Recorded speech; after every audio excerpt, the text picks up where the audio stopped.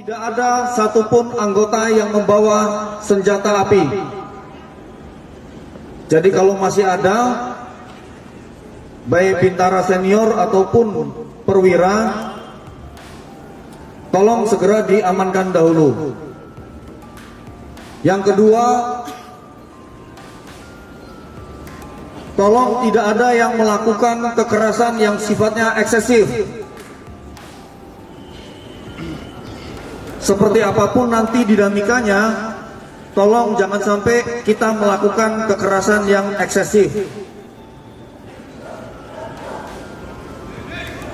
Sesuaikan saja ancaman yang kita hadapi dengan penggunaan kekuatan yang kita miliki.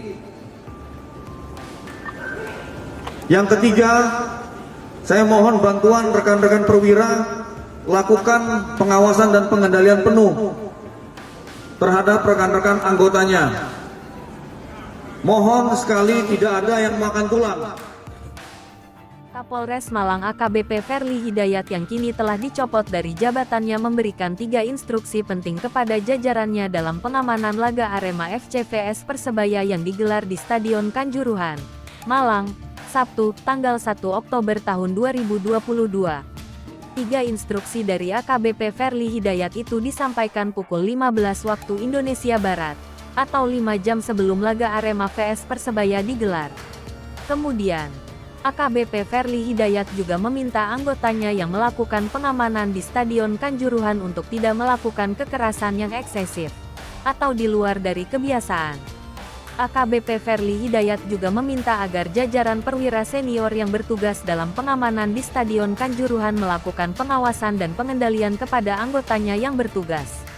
Diketahui, usai pertandingan Arema vs Persebaya terjadi kerusuhan yang menewaskan 125 orang dan 323 orang alami luka-luka. Kapolri telah mengambil langkah tegas, yakni mencopot Kapolres Malang, AKBP Ferly Hidayat. Hal itu tertuang dalam surat telegram nomor ST2098/2022.